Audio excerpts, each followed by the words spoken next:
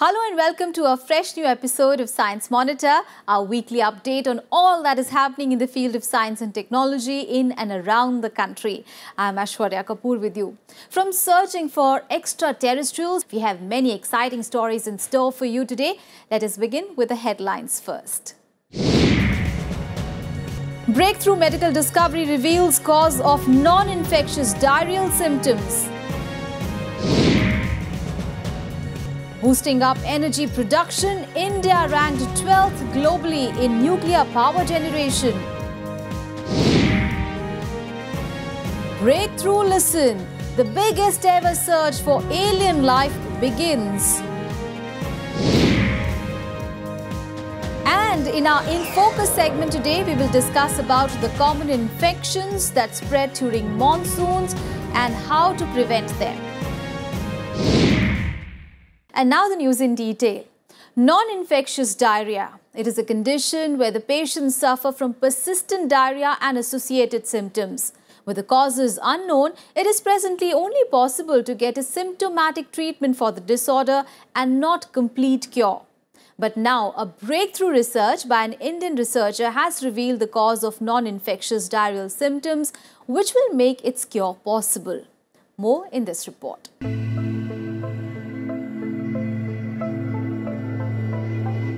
Diarrhea, a condition all of us are familiar with. While in normal cases, the diarrhea is easily cured with a little help from medication, rest and rehydration. What happens when one suffers from chronic diarrhea? The condition, unlike other diarrhea, is not caused by infections, but the underlying cause of chronic non-infectious diarrhea was a mystery, at least till now. The recent research led by Professor Sandhya Visvesvaraya at the Indian Institute of Science sheds light on the possible cause of non-infectious diarrheal syndromes. The group works on a special class of gut proteins called guanylate cyclase Cs, which regulates the release of ions and water into the gut. Professor Sandhya's team, collaborating with clinicians in the Haukeland University Hospital, Norway, and studying a family suffering from familial diarrhea syndrome, has deciphered mutations in the guanylate cyclase Cs, which is proved to be the cause of the condition. What we have been investigating over so many years is exactly how these bacterial toxins cause the diarrhea. And there are a whole lot of pathways in the intestinal cell that are regulated by these bacterial toxins. And we hope from our research in the past as well as our research in the future to be able to characterize these pathways very carefully so that one could devise drugs which could modulate the activation of these pathways by the toxin, or in many cases prevent the toxin from bringing about any effect in the cell at all. The study, reported in the prestigious New England Journal of Medicine and voted Best Paper in the Medical Sciences Division at the University of Bergen, is the first ever report that links mutations in GCCs to human intestinal disorders. Following the breakthrough, Professor Sandhya's team, in collaboration with clinicians from the Medical University of Innsbruck, Austria, has also successfully linked a mutation in GCCs discovered by them to congenital sodium diarrhea found among children.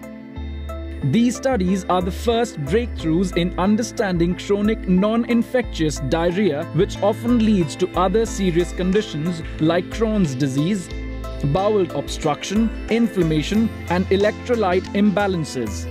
The syndrome, with no known cause or cure till now, forced physicians to adopt a symptomatic treatment which offers only temporary relief. The results pave a way for finding a cure to these ailments.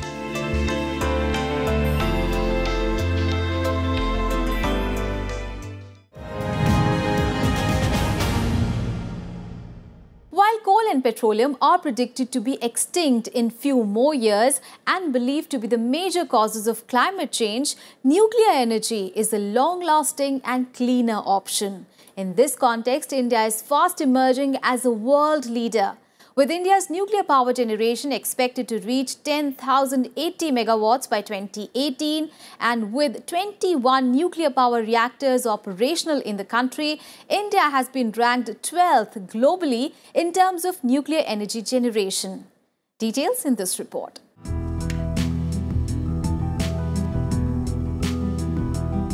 Weapons and warfare. Probably the first images that come to our minds when we hear about nuclear energy. But with concerns emerging on the extinction and pollution caused by fossil fuels, nuclear energy is a long-lasting and cleaner option. India, in this context, is all set to scale up its nuclear energy production to 10,080 megawatt in the coming years.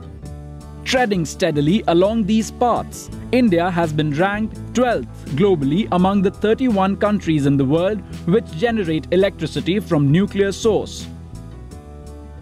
The ranking comes from the data published in May 2015 by the Power Reactor Information System of International Atomic Energy Agency. Currently, there are 21 nuclear power reactors operating in the country with an installed generating capacity of 5,780 megawatt.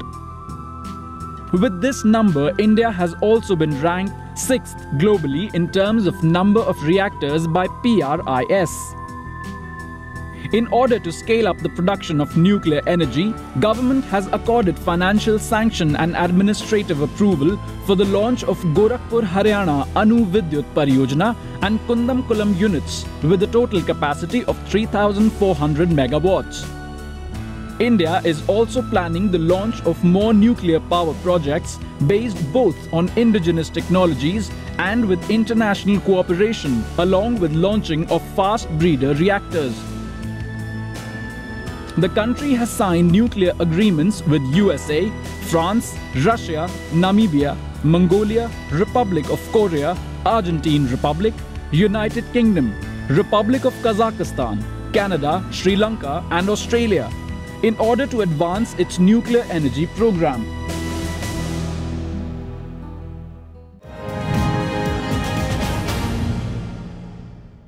Nuclear energy is but one of the options for a cleaner and sustainable future. Deliberating more on other green energy solutions, the 3rd International Convention Renewable World 2015 was recently organized in the national capital. The convention also saw the release of the white paper, India's Renewable Energy Future. The 3rd International Convention Renewable World 2015 was organized recently in the capital city, Delhi. The two-day convention consisted of many sessions focused on the use of renewable energy resources and technologies associated with solar, wind and bioenergy, along with preservation of natural resources. The convention was attended by Executive Director of Electrical Management, India Railways, Shri Sudhir Garg, and former member of Energy Planning Commission, Shri B.K. Chaturvedi as chief guests. In his inaugural address, Shri Sudhir Garg elaborated on the solar energy-based projects of Indian Railways. Railways itself, if you see, we have identified that we can provide on railways platforms, buildings around 500 megawatt. And this is just the initial assessment. And I believe that as the technology grows further and as new solutions come up, there may be a day that you have, as on the canals we have solar rooftops, we might have on the tracks everywhere. So this is the possible scenarios that we can generate. The convention also saw the participation of officials, bureaucrats and stakeholders from various states of the nation, along with many international delegates. During the convention, 5 different categories of awards were awarded for innovative research in the field of renewable energy. Under this, while the State Nodal Agency Year 2014-15 award was given to the New and Renewable Energy Development Corporation of Andhra Pradesh, the Finance Person of the Year award was bagged by Mr. K.S. Popli, the Managing Director and Chairman of the Renewable Energy Development. Founder and chairperson of Mintra Energy Limited, Mr. Ravi Kailash was awarded the Wind Person of the Year 2014-15. While Mr. Pashupati Gopalan, Sun Edison's president of Asia Pacific and Sub-Saharan Africa, received the Solar Power Person of the Year award. The Bioenergy Person of the Year award was presented to Mr. Manik Chaturvedi, CEO of GPS Energy Private Limited. The convention proved to be an excellent platform, bringing together experts and stakeholders from across the world to deliberate on cleaner and greener energy options.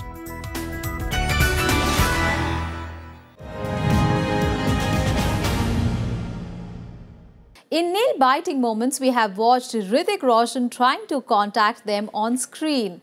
Well, apart from carefully plotted stories, do aliens exist in reality?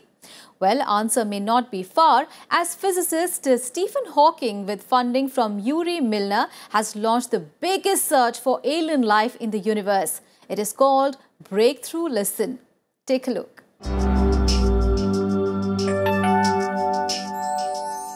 All the while wondering whether intelligent life existed elsewhere in this vast universe. Now seeking answers to this biggest question that haunts mankind, researchers are set to embark on the biggest search ever for alien life. The 10-year-long project, dubbed Breakthrough Listen, is being funded with $100 million by Russian internet entrepreneur Yuri Milner, and is being backed by the famous physicist Stephen Hawking. So today we are launching the most comprehensive search program ever. Just in one day, Breakthrough Listen will collect more data than a year of any previous search. The scope of our search will be unprecedented. As the name indicates, Breakthrough Listen will tap and listen to radio signals from the star systems and galaxies nearest to Earth to decipher their origin and patterns. Researchers led by prominent astronomers such as Peter Warden will aim to understand the signals and decode whether they were generated by intelligent organisms dwelling in other planets. Mankind has a deep need to explore, to learn, to know. We also happen to be sociable creatures. It is important to us to know if we are alone in the dark. Recent experiments like the Kepler mission have changed the game.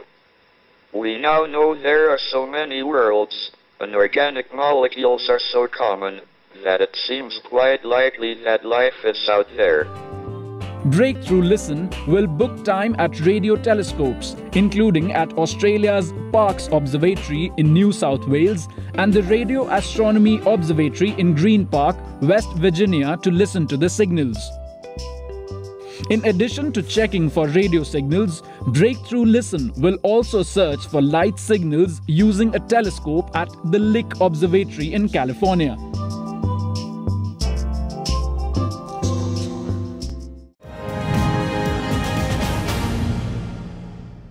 And now it is time to take a short break. We'll be right back. Keep watching Science Monitor.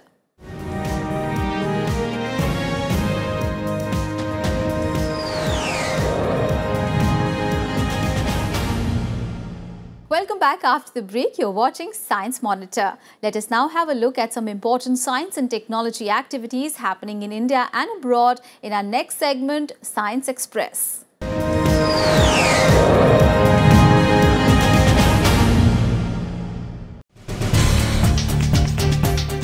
India's first indigenously designed and developed high-thrust cryogenic rocket engine was successfully tested at ISRO's propulsion complex located in Tamil Nadu recently.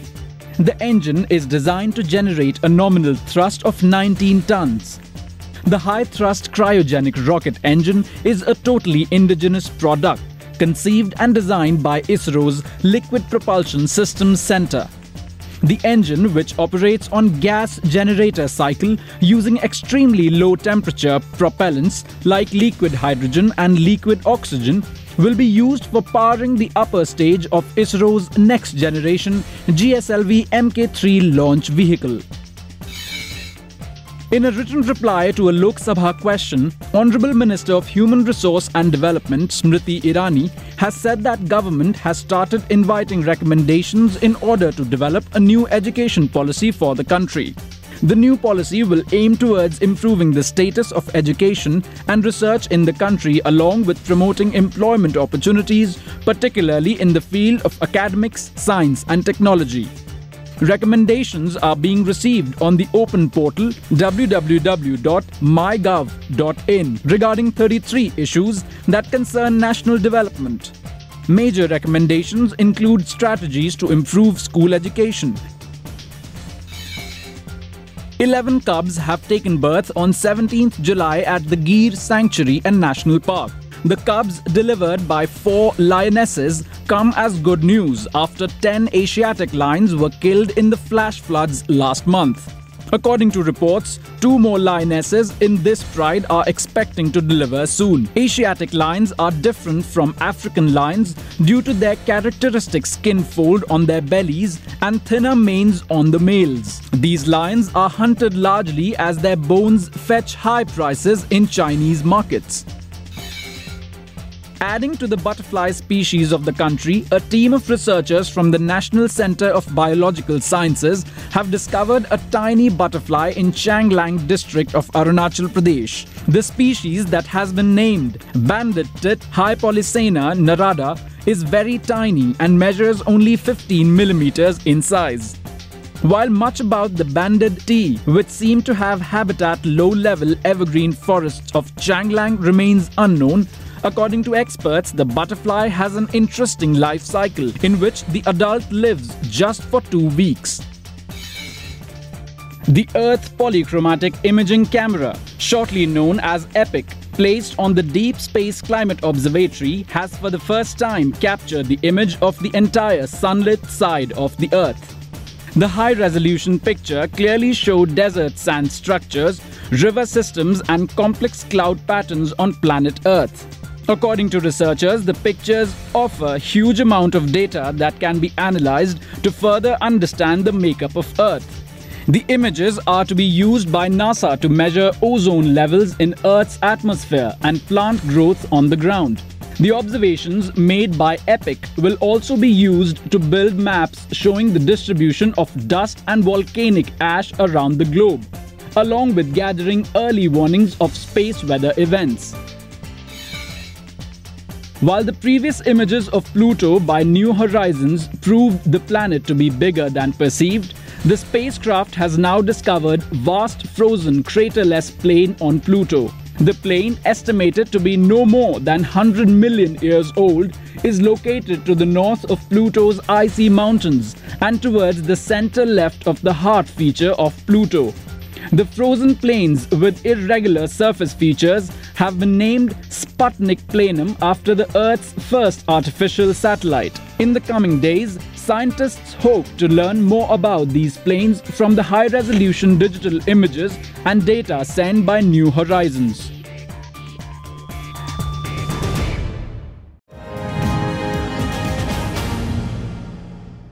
Monsoons, the time for hot chai, samosas and relief from the harsh summers. But the season is also a source of fear as infections become common during this time.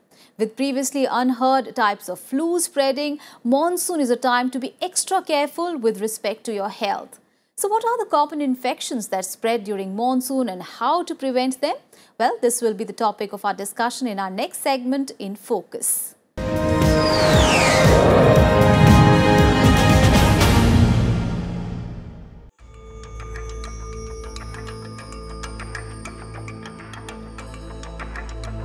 Monsoon, the much-awaited relief from the scorching summer heat. While all of us enjoy the pleasant weather, we are not the only ones.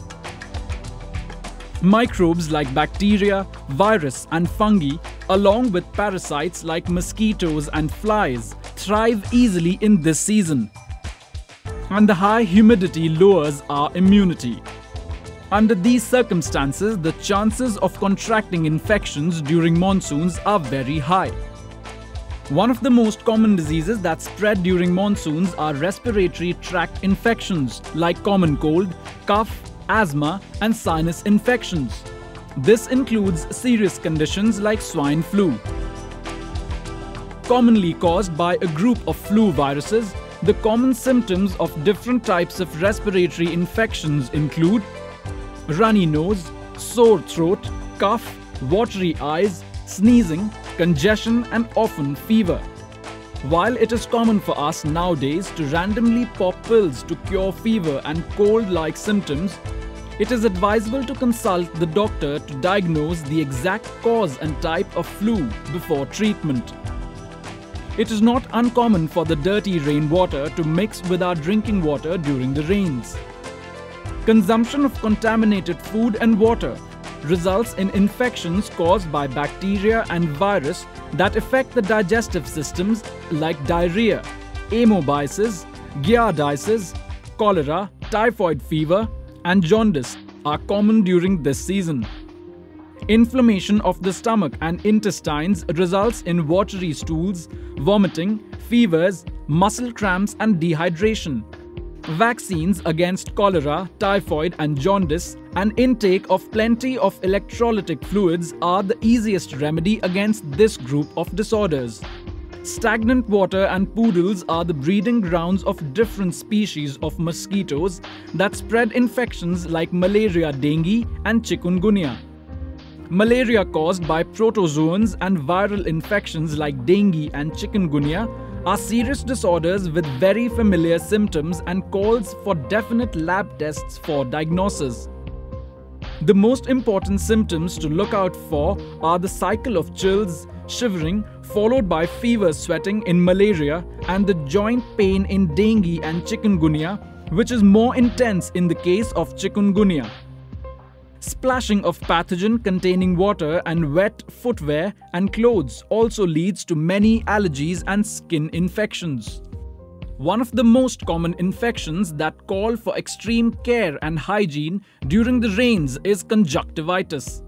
Caused by viruses and bacteria, this is the infection of the eye which leads to itchy eyes, redness in the white of the eye or inner eyelid, and blurred vision. Fungal infections like ringworm, characterized by ring-shaped rashes on the skin, athlete's foot leading to itching, scaling, flaking, and blistering of foot, skin outbreaks, and boils are common in the humid monsoon weather. Drenching in the rain may also cause infection of the outer ear and ear canal. While it is important to be aware of the common infections that spread during the much-loved monsoon, it is equally important to know the preventive measures to counter these infections. Luckily, there exists very simple measures that can be adopted to stay healthy throughout the rains. Drink clean, purified and boiled water and avoid water and food from outside. Also keep the food covered and avoid uncovered, stale and cold food. Wash hands and feet thoroughly with clean water and soap after being exposed to stagnant or unclean rainwater. Keep your surroundings neat and clean and avoid stagnation of water. Wear open footwear like flip-flops or strapped sandals and avoid shoes and socks.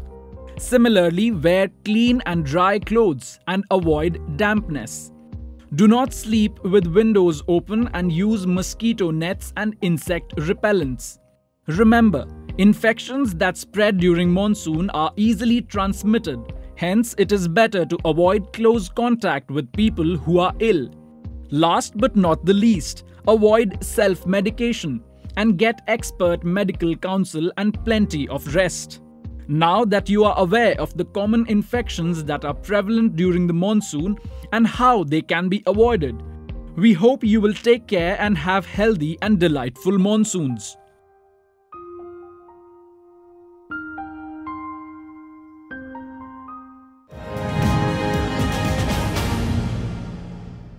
Well, that is all for this episode of Science Monitor. Do tell us how do you like our program. You can send your feedback and suggestions. Our email ID is news@vigyanprasar.gov.in. You can also write into us at Vigyan Prasar C24, Qutub Institutional Area, New Delhi 110016. Well, that is all for today. We'll be back with fresh news stories on science and technology again next week. Till then, stay tuned to Rajya Subha TV and think scientific. Bye-bye.